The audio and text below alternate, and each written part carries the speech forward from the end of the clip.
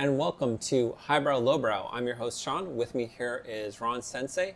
Each week we get together to discuss a highly regarded, well-received film against a cheesy blockbuster. Basically an artsy-fartsy film versus a mindless good time. So each episode we discuss amongst each other who would choose the type of film we would watch, and this time it was Ron. So what did you pick, Ron? Ships, but not that kind of ship. Not the relationship. Yeah. It's ships, like a vessel, Battleships, starships, whatever kind of ships that have people in it. Crews, so, captains, whatever you want. Passengers, whatever. So that's the genre ships. So what'd you pick, Shaun? First up was my highbrow choice, High Life. Ron, cheers. Cheers. Directed by Claire Denis, High Life is about Monty and his daughter, who are the last survivors of a damned and dangerous mission to the outer reaches of the solar system. They must now rely on each other to survive as they hurtle towards the oblivion of a black hole. So, Ron, what did you think of this highbrow choice? To me, High Life was a pleasant surprise. I really loved the film. Cinematography was super top-notch. It's got that cyberpunk vibe without being cyberpunk. It likes to play with warm and cold colors, pink and blue, but also keeping it natural. It was very classic, kind of Kubrick 2001 Space Odyssey style of filming. Space is like this empty, mysterious thing, that anything can happen. The acting was surprisingly very good. I mean, Robert Pattinson? Pattinson, yeah. Just the facial expressions. I mean, Robert Pattinson looks like an evil motherfucker. He's got the sinister look. And you don't know if he's good or bad in the beginning without saying anything. So this is where acting plays in. And what's her name? Like the French Juliette woman. Binoche. Juliette Binoche from the last episode. What a scene when she went to the box. The box, yeah. The box, which is a sex room, essentially. So she gets her fucking... groove on. What a fucking scene, man. So, classic stuff. Really enjoyed the film, and I'll be recommending it. And I'm going to be watching Claire Denis. Who is this lady? Claire Denis. It might be Claire Denis. I'm not sure. The film is very good at keeping itself mysterious and enigmatic, and just you're trying to figure out what's going on, and you're trying to figure out the motivations and the ultimate ideas or themes presented by this film. And I think it was very thought-provoking and interesting. Robert Pattinson does do a great job in this film. A nuanced, underplayed performance. You know, you have this idea of this character, and he keeps this mystique about himself, even though he seems sort of like a little bit of like a white, trashy sort of character, almost. But he has this mystique about himself. There's a little bit more to this character than what you think.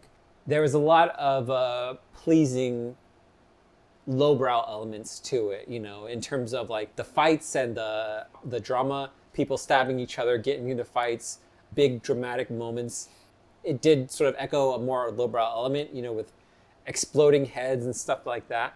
But I thought it was all in due fun, and it's not in due fun.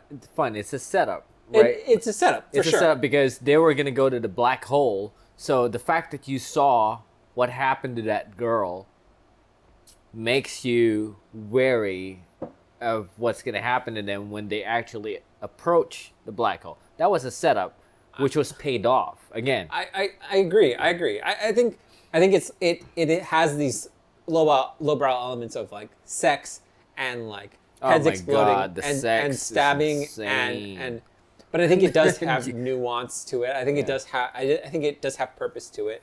But it's very crowd pleasing.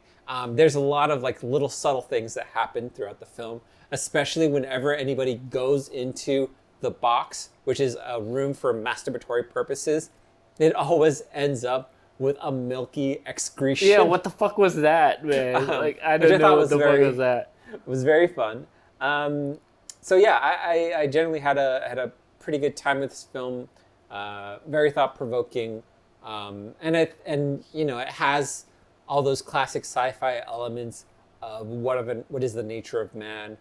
Towards the end, as they dive into the black hole of nothingness.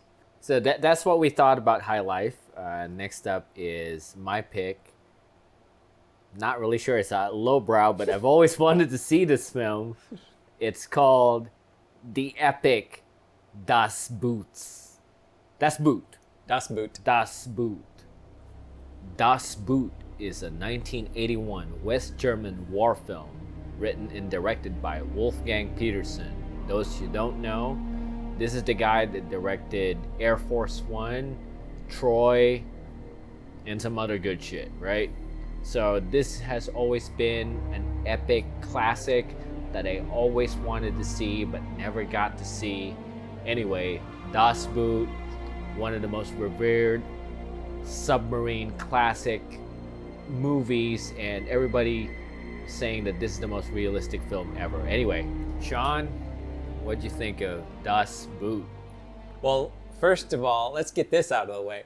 It's not a lowbrow film. It's a No way in It's not a form lowbrow film. is it a lowbrow film. But it's not a highbrow film either. It's I'd say it's a highbrow film. Well, 3.5 hours in a foreign language, not a highbrow film. Okay, sure. All right, let's get into it. Yeah, I thought this was a fantastic film. There's so many things you can sort of go through with this film, but I'm going to start off with the cinematography because that's one of the first immediate things that sort of hit me in the face was how organic the cinematography was. The camera feels really handheld and roams really strongly throughout the film.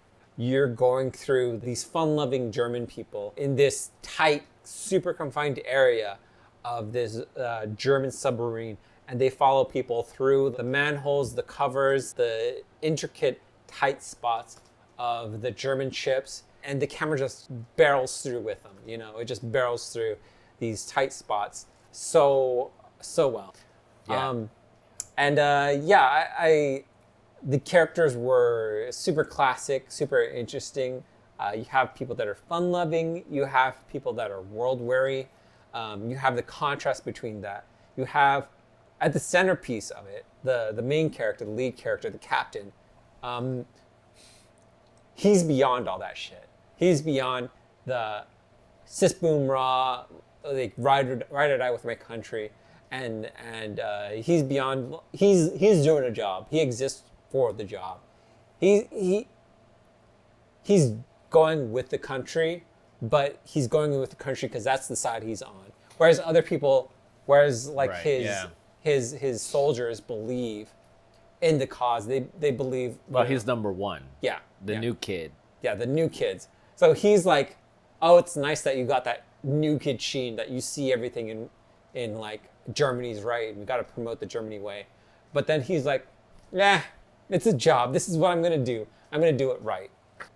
To finish up, I thought this was a very interesting, dynamic film that showed a very in-depth perspective of something that I wouldn't normally have experienced, and I thought was very interesting to see from our side, and interesting to see the effects of war in a context where I'm devoid of the morality of it. You know, like I'm not necessarily rooting for Germans. Even, spoiler alert, towards the end where the Germans get fucked up by like a lot of like airplane bombs, I'm still sort of like, well, I mean, I guess they're Germans. I guess they still deserve it on a certain level. But you're like, I guess that's the shits, right? That's the shit. That's the shit. So yeah, you know, Das Boot, again, been a fan of Peterson. Wolfgang Peterson is a German. It's interesting to see that point of view from an actual German, because we're so used to seeing Nazis, and the same thing with the Japanese, right? Like most of the movies, they're kind of portrayed the same way, in pretty much the same way, just killing machines, heartless, And that's not to say that that's not true. That's totally true. But at the same time, there are levels to it. In such a way that the captain epitomizes the person who's been in the shit. Like, they know how the real world works. And not only the main captain, the main protagonist in the movie, but also the other legendary captain who was drunk and who was also sent off to the seas. He was about to make a joke about Hitler and how Hitler was saying something. And then because he was super fucked up, everybody was like, oh, shit, do we have to shoot him? Like, all the loyalists are like, is he going to say shit about the Fuhrer? Yeah. And then he's like, how did it go? And then he said the joke that everybody knew. And everybody just kind of like, yay! He said the right thing. But at the same time, you can see that they don't believe in it. Because, you know, they've been out there. They're out there sinking ships and almost got sank. And they're soldiers. They're just soldiers. So it's interesting to see that perspective. Like, you see the new kids in the block who went to the German camp, like the Boy Scout the Boy Scout Nazis, right?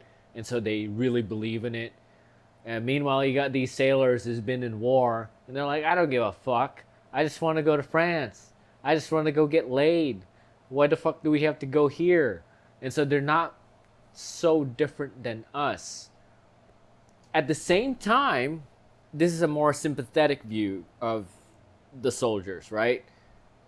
In contrast, you got like Stanley Kubrick's Full Metal Jacket, who does not show sympathy in the soldiers of war, even though they're Americans. They're showing the total lack of sympathy, the total animalistic type of soldier.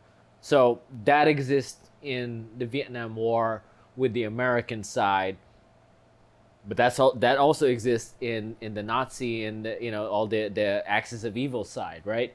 So this is a good contrast to that, because we're so used to seeing the Nazis as somebody who's like just evil, and yeah, you can kill them.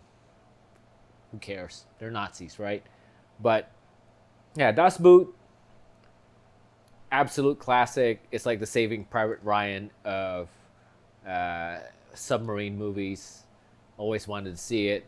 And yeah, that's what we thought about the film. Next up is The Verdict. I ended up choosing Das Boot because it is not a lowbrow film.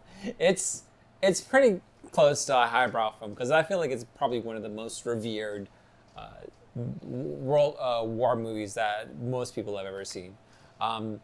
I did really enjoy High Life, but the legacy that Das Boot has is just drips throughout the film. You know, it's shot in such an innovative and in-depth way that I cannot deny its grandeur. You know, it's so it documents so well the level of intimacy, the nuances and the differences between enemy and hero.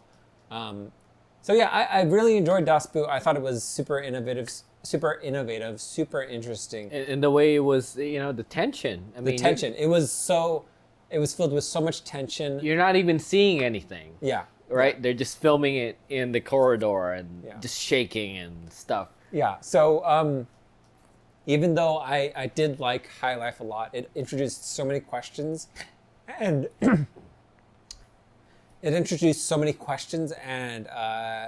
was so well played and such a curious, interesting film. I did have a very good time with High Life, but Das Boot is a classic that I think if people have the endurance to watch, should watch. Das Boot is an absolute fucking classic. 3 hours, three and a half hours. You won't even notice. I mean, it is draggy, it is long, but you're not gonna be bored. It's an absolute insane film, fucking classic, right? It's always gonna be there, and that's why I picked it. But I gotta give this to High Life. I really like the film, and yeah, Das Boot will be in my catalog. Das Boot will be there. I will always have that together with Saving Private Ryan, Full Metal Jacket, and all the classic war movie. However, I mean, High Life adds a new layer. You know, I love the originality of it. You know, the invention of like the way it was done. I mean, fucking what's her name? The French lady, Juliette Binoche. Julia. I gotta learn her name. Binoche. Juliette Binoche. Juliette Binoche. Oh my God, serial rapist, inseminator, shaman. What a fucking character that goes into the box and masturbates. And Robert Pattinson, the insane redneck. It's just, you guys want to see something different, something entertaining that's not going to bore you, and it goes somewhere. It's not ambiguous. High Life. Das Boot is always going to be there. You want some classic, you want some good shit. You know, it's like scotch. It's like bourbon. It's always going to be good. Always going to be good. But High Life, you know, new stuff. I love it. All so right. that's what I thought. So this is a first in Highbrow, Lowbrow. Ron, the Lowbrow guy, has picked the Highbrow choice, and Shaun, the Highbrow guy, has picked the Lowbrow choice. But we always try to keep it changing up on Highbrow and Lowbrow. So be sure to tune in next time when we try to find out who was right. Shaun or Ron? See you guys.